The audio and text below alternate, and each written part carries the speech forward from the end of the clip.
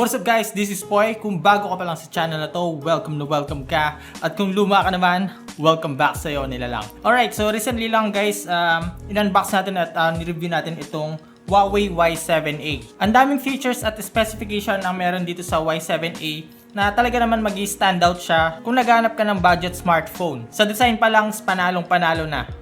Pero ang pinaka-reason kung bakit ko ginawa itong video na ito is para masagot lahat ng mga katanungan nyo sa mga Huawei phones. Pwede ba siya for online learning? Pag-uusapan natin lahat ngayon yan dito sa channel. And one more thing, meron akong announcement na sasabihin sa inyo. Isang good news to para sa atin guys. Gusto nyo malaman yon? Tapusin nyo itong video na to hanggang uli. Let's do this! Yo!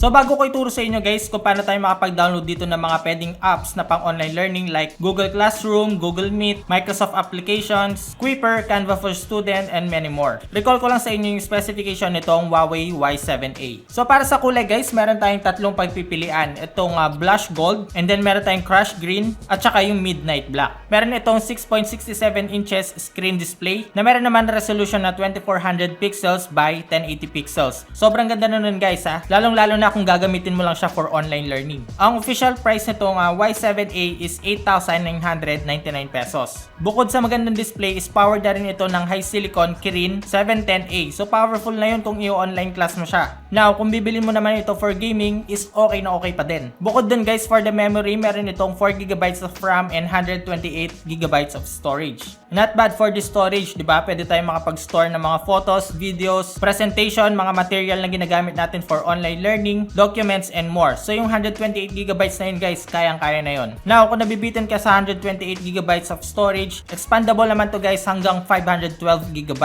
Isa sa pinaka-importanting kailangan natin malaman sa isang smartphone is kung gaano ba kadami yung battery. So para sa sabihin na natin 9,000 pesos na smartphone, tapos meron na siyang 5,000 mAh battery that supports 22.5 watts supercharge. Okay na to. Di mo na kailangan mag-alala kung sakaling medyo mahaba yung online class na papasukin mo, or even kapag naglalaro ka, kapag naka-rank game ka sa ML, kasi hindi siya agad malulubat. Para naman sa camera guys, meron itong 48 megapixel quad camera setup and 8 megapixel dito sa harap. And alam naman natin na kilala ang Huawei sa isa sa pinakamagandang camera. So no need to worry na rin kasi expect natin na clear at high resolution yung output na makukuha natin dito. Okay, so na-explain ko sa inyo yung quick specification nitong Y7A. Ngayon guys, pag-usapan naman natin yung mga application na kailangan natin for online learning. Ito yung mga madalas na tanong na nakikita ko sa comment section, kaya explain ko sa inyo ngayon na maigi at ipapakita ko sa inyo kung paano sila i-download at gamitin. Alright, so introduce ko sa inyo guys itong app gallery. So itong app gallery guys is pangatlo na sa pinakamataas na marketplace na makikita natin ngayon. Sobrang simple lang gamitin itong app gallery. Makikita na natin dito guys yung mga application na newly added, and then meron tayong mga new games din. And then kung i-scroll pa natin to, naka-ayos na siya for early access games, for puzzle.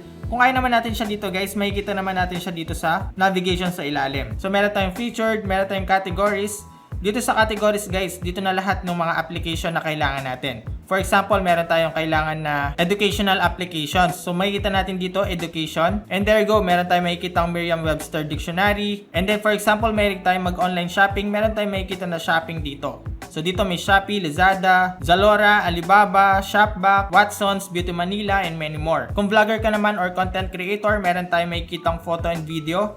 So dito may makikita tayong mga editors like PixArt, UCut, Canva, Viva Video, and other application na kailangan pa natin pagdating sa editing. Kung plano mo naman bilhin itong Huawei Y7A for gaming, of course meron tayong games dito. Nakakategorize na rin siya for action, puzzle, role-playing, sports, strategy. For example, action.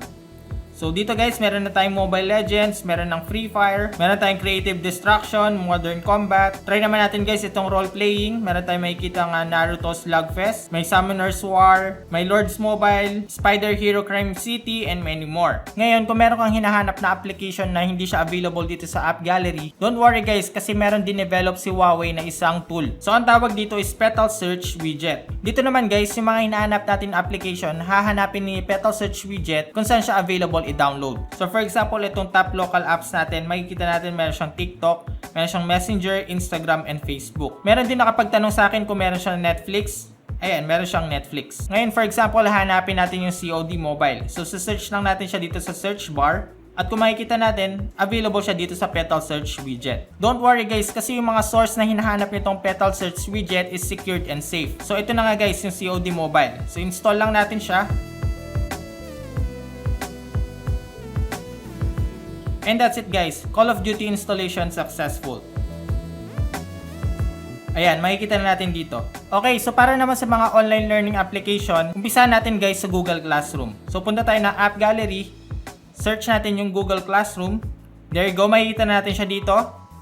Open lang natin. Pagka-open nito guys, meron tayong makikitang tatlong dot dito sa may upper right. Click natin yan para makapag-add tayo sa desktop ng icon. So pag i-exit na natin siya, ayan guys, available na yung Google Classroom.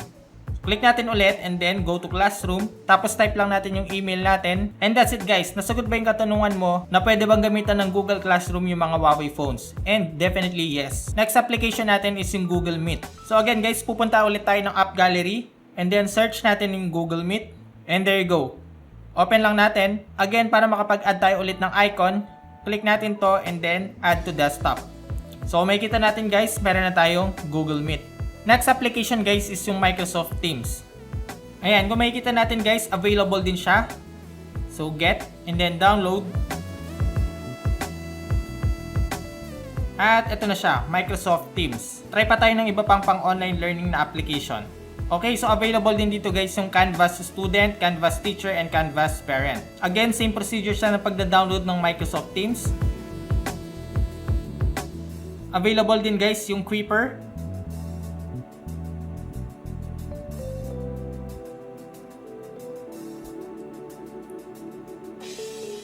And lastly guys, itong Zoom application.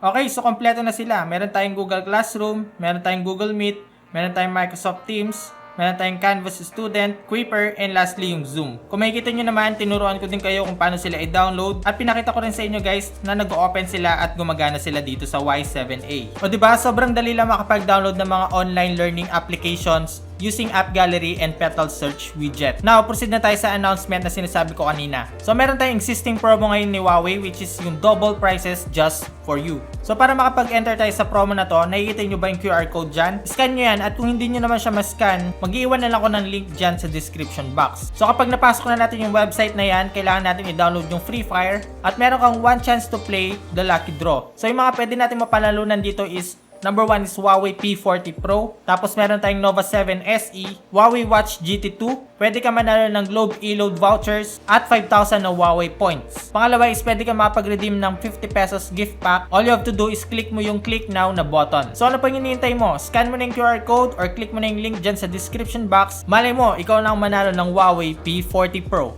And that's it guys for today's video. Sana nag-enjoy ka sa panonood at nakatulong itong video na to, lalong-lalo na sa mga nagtatanong sa mga comment section kung pwede ba pang online learning itong Y7A. And sa tingin ko naman is nasagot lahat ng mga katanungan na yon. So again, ang official price nitong Huawei Y7A is 8,999 pesos. So available na rin siya guys sa Lazada. Mag-iwan na lang din ako ng official Lazada link nila dyan sa description box. At kung gusto mo pa na ganitong klaseng video, pinapaya ko na sa iyo kaibigan, mag-subscribe sa channel na to. Huwag mo na rin kalimutan mag-like, share, comment at yung notification bell para updated ka pag meron tayong bagong upload.